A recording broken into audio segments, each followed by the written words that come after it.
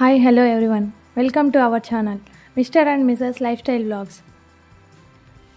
దక్షిణ భారతదేశంలోని అత్యంత ప్రసిద్ధి చెందిన శివాలయాల్లో ఈ క్షేత్రం ఒకటి. పంచభూత లింగాలలో 4వ లింగమైన వాయులింగం ఇక్కడ కొలువై ఉంది.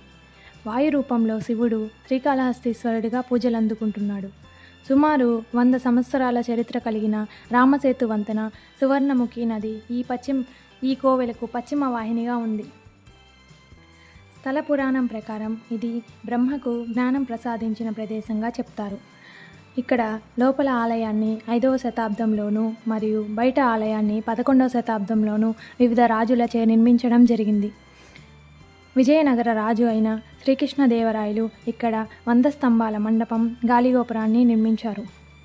ఈ గాలిగోపురం లైలా తుఫాను కారణంగా 2010 మే 26వ తేదీన కూలిపోయింది.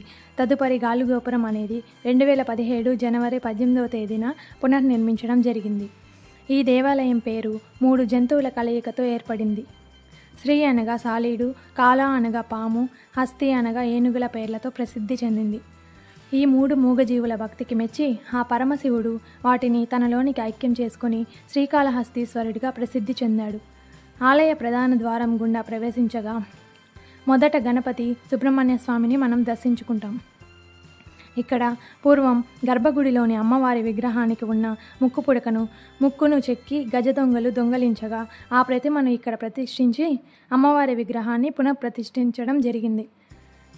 పాతాళ గణపతి ఆలయం మెట్ల సహాయంతో సన్నని సందు వంటి మార్గంలాగా ఉంటుంది. దాదాపు 20 అడుగుల లోతు ప్రయాణించగా గణపతిని దర్శించుకోవచ్చు.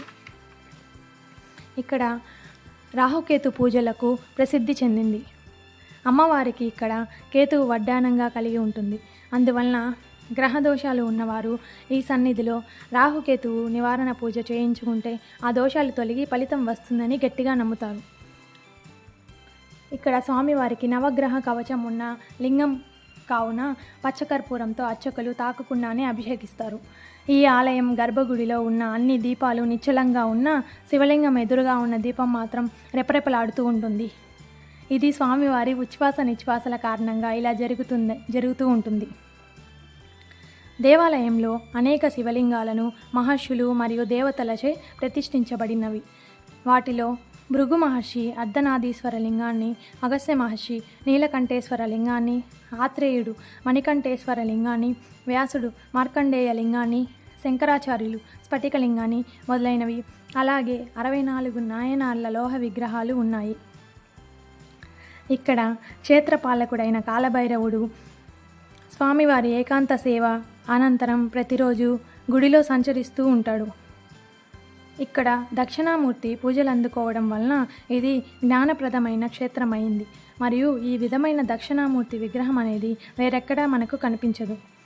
ఇక్కడ స్వామివారికి జరిగే సేవలు: సుప్రభాత సేవ, కర్పూర హారతి, అష్టోత్తర అర్చన, సహస్రనామార్చన, త్రిశతి అర్చన, పాలాభిషేకం, పచ్చకర్పూర అభిషేకం, పౌర్ణమి నాడు ఉంజల్ సేవ, అలాగే కాశీ గంగాభిషేకం, రుద్రాభిషేకం మొదలైనవి జరుగుతాయి.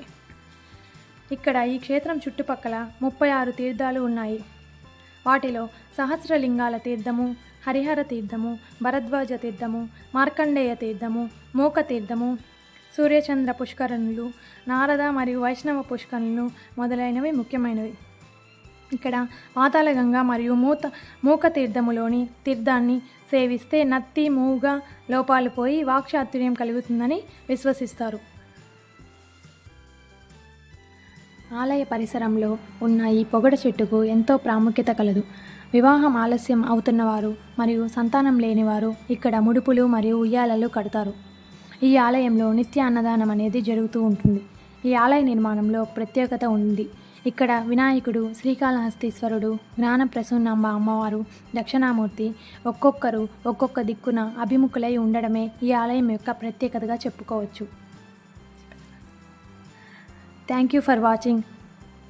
Please like and subscribe our channel.